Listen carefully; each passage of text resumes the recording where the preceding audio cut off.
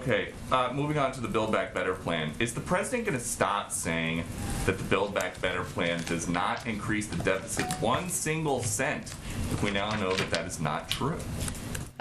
It is true, and I would note the several economists and experts out there. I think you're probably talking about the CBO score, which Joe Biden himself in 2010 called the gold standard for Democrats and Republicans. Well, Peter, since we're all here to communicate with the public about accurate information, what I would just note is that one of the components that experts, Democrats and Republicans, including former heads of the CBO, have pointed to is that IRS enforcement is not something that there's a lot of experience in the CBO scoring.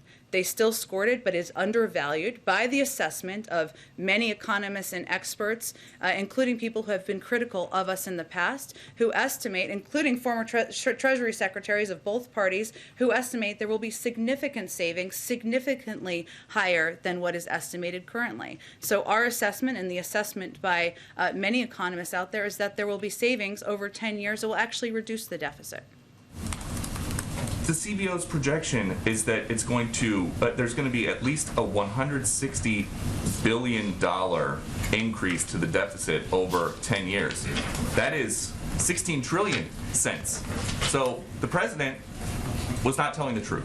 Well, Peter, just to go back to the content facts here. So the IRS enforcement component, something recommended by former Secretary Hank Paulson, former Secretary Larry Summers, Democrats and Republicans of both parties who feel there could be significant savings over the course of time. I'm just going to note something that for Trump-appointed IRS Commissioner Charles Rettig said. The administration estimates $400 billion in additional revenue can be generated over the next decade from enforcement efforts focused on higher-end incomes, shrinking the tax gap. This figure is no surprise. Republican former Treasury Secretary Hank Paulson co-wrote an op-ed with other former Treasury secretaries saying that there could be considerably more revenue than we projected from the White House from this. So again, this is an area where experts, economic experts, neither of us are one, I think we can confirm that, have confirmed that there are significant savings that will come from this. That is why moderate members of the House, I think they would tell you, and many of them have spoken to this, including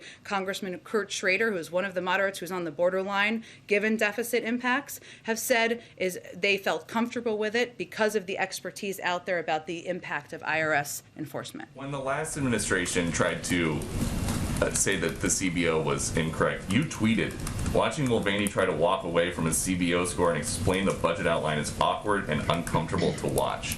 So what is the difference between the Trump administration saying don't listen to the CBO and the Biden administration saying don't listen to the CBO? Actually, we've praised the overall work of the CBO on the Build Back Better Act repeatedly, and that's what we believe. But again, I would point to the fact that there isn't a great deal of history or experience in scoring IRS enforcement. That's something that economists across the board have noted. That's something that leaders on the Hill, Democrats and Republicans, have been briefed on for several months now, and that's why it wasn't really a surprise to them and why the vote in part moved forward.